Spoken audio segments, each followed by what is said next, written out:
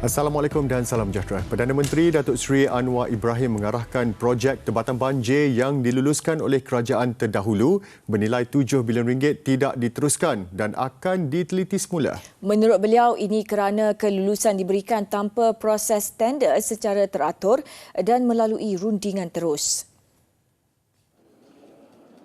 Terdahulu, Datuk Seri Anwar tiba di bangunan Kementerian Kewangan MOF di Putrajaya memulakan tugas sebagai Menteri Kewangan hari ini. Ketibaan beliau jam 7.57 pagi disambut pegawai kanan dan kaki tangan kementerian. Beliau kemudian mengimbas kad perakam waktu sebelum mendengar taklimat daripada pegawai kanan MOF kira-kira sejam setengah. Pada sidang medianya kemudian, Datuk Seri Anwar meminta pegawai kementerian untuk meneliti semula kelulusan projek Tempatan Banjir yang diberikan bagi memastikan ia mematuhi prinsip ketelusan dan peraturan yang ditetapkan. Jumlah ini bukan kecil atas alasan umpamanya membantu menyegerakan untuk langkah tempatan banjir, tetapi ada masalah bila peraturan tidak dipatuhi dan ada upaya umpamanya untuk mencari kesempatan, dan ini amat dikesalkan. Beliau pada masa sama menzahirkan penghargaan kepada pegawai kanan MOF yang turut tidak bersetuju dengan kelulusan berkenaan. Dan saya berterima kasih kerana pegawai kanan kementerian bersama, kerana mereka juga tidak selari dengan masuk ini, tapi pada ketika itu mengikut arahan.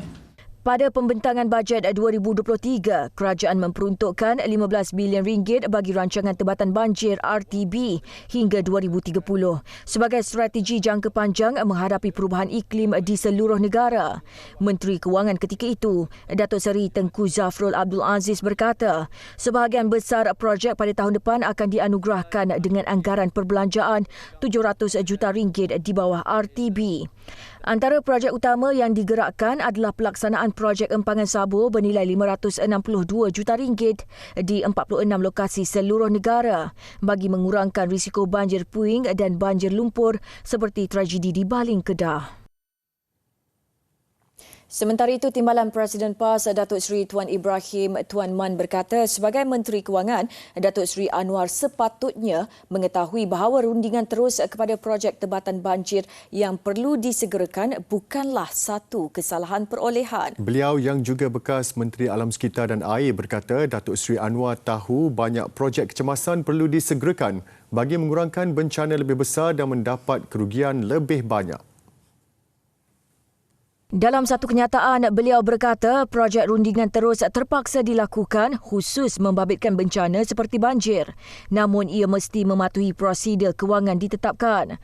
Menurutnya, selain Kementerian Alam Sekitar dan Air, semua proses kawal selia prosedur kewangan mestilah diteliti secara ketat mengikut tata cara, prosedur dan garis panduan yang ditetapkan oleh Kementerian Kewangan. Dalam pada itu, bercakap kepada Berita Harian, Datuk Seri Tuan Ibrahim berkata peruntukan RM15 bilion sudah dibentang oleh Perdana Menteri yang lalu bagi menyegerakan tindakan untuk mengatasi banjir setiap tahun yang dianggar mengakibatkan kerugian berbilion ringgit.